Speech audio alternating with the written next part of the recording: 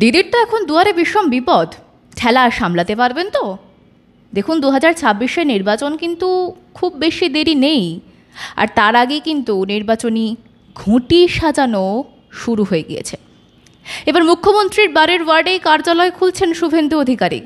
খেলা তো এবার হবে, কারণ ভবানীপুরের 73 নম্বর ওয়ার্ডেই ঘাঁটি গেড়ে বসার সিদ্ধান্ত নিয়েছেন রাজ্যের বিরোধী দলনেতা শুভেন্দু অধিকারী।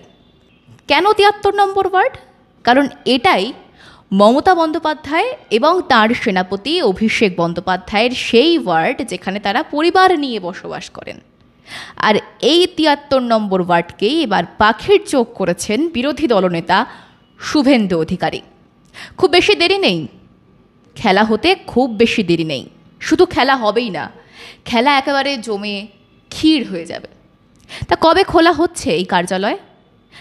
দেখুন, দিনক্ষণ একটা পাকাপাকি করা হয়েছে, যেটা জানা যাচ্ছে যে আগামী হয়তো 1 মে এই কার্যালয় উদ্বোধন করতে চলেছেন শুভেন্দু অধিকারী। শুধু কি তাই, জানা গিয়েছে 100 জনের বেশি কর্মী নিয়ে একটি টিম তৈরি করা হচ্ছে, যারা মূলত ওই এলাকার তথ্য সংগ্রহ করবে। তবে তাদের পরিচয় কিন্তু একেবারে গোপন রাখা হবে। এক্ষেত্রে আবার রাজনৈতিক বিশেষজ্ঞদের একটা মতামত রয়েছে। ভবানীপুরে রাজনৈতিক জমি শক্ত করতেই তারা বলছেন যেটা শুভেন্দু অধিকারীর স্ট্র্যাটেজি। 26-এর নির্বাচন একেবারে মার কাট হতে চলেছে, তা আশাই করা যাচ্ছে। নন্দীগ্রামের পর এবার নজরে ভবানীপুর। আমি যে প্রশ্নটা প্রথমে তুললাম যে কেন ভবানীপুর, শুভেন্দুবাবুর বক্তব্য নন্দীগ্রামের থেকেও নাকি সহজ ভবানীপুরে যেতে যাওয়া। কি বলেছেন তিনি শোনাবো আপনাদের। আমরা যে ফ্ল্যাং দিয়ে মিছিল করছিলাম, অর্থাৎ তাজ বেঙ্গলের সামনে এবং পশু হসপিটালের সামনে দিয়ে, ওই ফ্ল্যাঙ্কে কোনো চোর তৃণমূলের লোক ছিল না।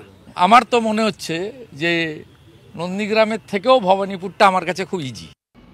এটাই সেই পাড়া যেখানে মুখ্যমন্ত্রী তার পরিবার নিয়ে বসবাস করেন, কিন্তু সেই পাড়াতেই মুখ্যমন্ত্রী বন্দ্যোপাধ্যায়ের বিশেষ সুনাম নেই।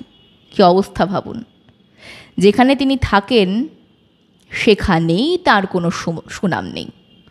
তাহলে কি বলার অপেক্ষা রাখে যে এবারে খেলাটা বেশ জমজমাট হবে এবং জমে ক্ষীর হয়ে যাবে? দেখুন, শুভেন্দুবাবু যদি সত্যি সত্যি এই পরিকল্পনা বাস্তবায়িত করে ফেলতে পারেন তাহলে কিন্তু টাইট ফাইট দেখা যাচ্ছে। কেন? বিগত কয়েকটা নির্বাচনের হিসেব যদি আপনাদের সামনে তুলে ধরি, তাহলে আপনারা নিজেরাই একেবারে জল ভাতের মতন বুঝতে পারবেন কি সহজ অঙ্ক। বিধানসভা লোকসভা নির্বাচন নির্বিশেষে যদি খতিয়ান দেখেন, দক্ষিণ কলকাতার ভবানীপুর বিধানসভা কেন্দ্র, যেখানে রয়েছে মোট 8খানা ওয়ার্ড। কলকাতা পুর নিগমের এই 8খানা ওয়ার্ড সংখ্যা যদি আপনাদের সঙ্গে শেয়ার করে রাখি, যে 63, 70, 71, 72, 73, 77 এবং 82 নম্বর ওয়ার্ড। টোটাল 8খানা ওয়ার্ডের মধ্যে 5টাতেই কিন্তু এগিয়ে ছিল বিজেপি। মানে ভবানীপুর বিধানসভা কেন্দ্রের 8টা ওয়ার্ডের মধ্যে 5টাই বিজেপির ছিল। এর মধ্যে আবার 73 নম্বর ওয়ার্ড, মানে যেটা সব থেকে হাই প্রোফাইল ওয়ার্ড, যেখানে মুখ্যমন্ত্রী ব্যানার্জি এবং সেনাপতি ব্যানার্জিরা তাদের পরিবার নিয়ে থাকেন আর কি, সেখানে কিন্তু বিজেপি পিছিয়ে ছিল মাত্র 279টি ভোটে। ভাবতে পারছেন তো সংখ্যাটা, একেবারে ঘাড়ের কাছে নিঃশ্বাস ফেলার মতো। কিন্তু আবার 2014 এবং 2019 সালের লোকসভা নির্বাচনে ওই 73 নম্বর ওয়ার্ডেই বিজেপি তৃণমূল কংগ্রেসের থেকে এগিয়েছিল।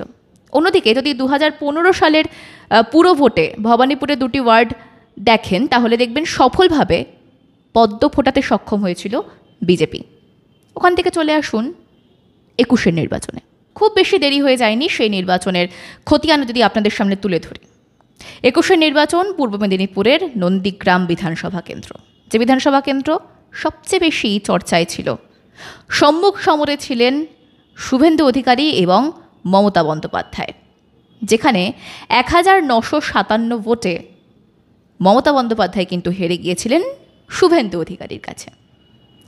সেই হারের পর কিন্তু শুভেন্দু অধিকারী তার কথায় বার্তায় ইশারায় ইঙ্গিতে সমস্তটাই বুঝিয়ে বলেছিলেন তার হারের কারণ। ওই মিথ্যাবাদী মমতা ব্যানার্জিকে উত্তর নন্দীগ্রাম দিয়ে দিয়েছে। ওই একই ভাঙা রেকর্ড ও বাজিয়েছিল 21 সালে, 1956 ভোটে হেরেছে। যন্ত্রণার নাম শুভেন্দু আর সংখ্যার নাম 1956। এখনও তিনি কেমন নাছোড়বান্দা দেখুন, কিছুতেই মুখ্যমন্ত্রীর পিছু তিনি ছাড়ছেন না। নন্দীগ্রামের পর সোজা চলে এসেছেন ভবানীপুরে। একেবারে মমতার গড়ে উপস্থিত বিরোধী দলনেতা ঘাড়ে নিঃশ্বাস ফেলছেন, সময়ের অপেক্ষা। বিজেপির এই সিদ্ধান্ত যে ভীষণভাবেই সঠিক সেটা কিন্তু রাজনৈতিক বিশেষজ্ঞ থেকে ওয়াকিবহাল মহল সকলেই মনে করছেন। তবে ঝাঁপিয়ে পড়ে লড়াই হবে, একেবারে হাড্ডাহাড্ডি। দেখুন, রাজ্য সরকারের বিগত কয়েক বছরে ভুয়ো ভোটার তালিকা থেকে শুরু করে, ভোটার কার্ড থেকে শুরু করে, এপিক নাম্বার বিতর্ক থেকে শুরু করে, আবাস, এছাড়াও আধার কার্ড, ভুয়ো আধার কার্ড তৈরি করা ইত্যাদি নানান রকম দুর্নীতি কিন্তু গোটা রাজ্যবাসী দেখেছে। রাজ্যবাসীর কাছে কিন্তু সহজ খোলা খাতা তুলে ধরা হয়েছে এবং রাজ্যবাসী সবটাই দেখছে। শিক্ষা, স্বাস্থ্য, শিল্প, তার নামে কী ধরনের ছেলে খেলা চলছে এই রাজ্যে।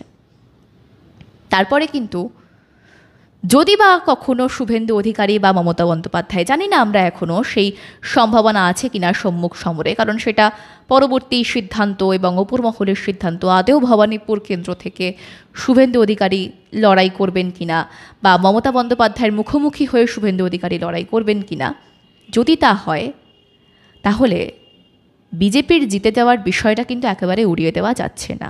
অন্তত রাজ্য সরকারের যে যে দুর্নীতি সামনে এসেছে এবং রাজ্যবাসী যখন তা চোখের সামনে দেখেছে, তারপরে কিন্তু এই হিসেব একেবারেই উড়িয়ে দেওয়া যাচ্ছে না, এই সম্ভাবনা একেবারেই উড়িয়ে দেওয়া যাচ্ছে না। সুতরাং মমতা বন্দ্যোপাধ্যায়ের যে একটু বুক ঢিপ ঢিপ শুরু হয়ে গিয়েছে এবং সেটা যে তাকে বেশ তাড়না করে বেড়াচ্ছে, তা বোধহয় সম্ভাবনার অতীত বলা যায় না। কারণ যে প্রতিদ্বন্দ্বী নন্দীগ্রামে তাকে হারিয়েছে, সে যদি ভবানীপুরে এসে তার ঘাড়ের কাছে নিঃশ্বাস ফেলে, তবে তাকে দুয়ারে বিপদ না বলে অন্য কি বলা যায় তা ঠিক আমরা জানি না। যদি আপনাদের জানা থেকে থাকে তাহলে অবশ্যই জানাবেন আমাদের কমেন্ট বক্সে। দেখা হবে পরবর্তী সময়ে নতুন পডকাস্টে নতুন বিষয় নিয়ে। ততক্ষণ পর্যন্ত সঙ্গে থাকুন, দেখতে থাকুন মাধ্যম।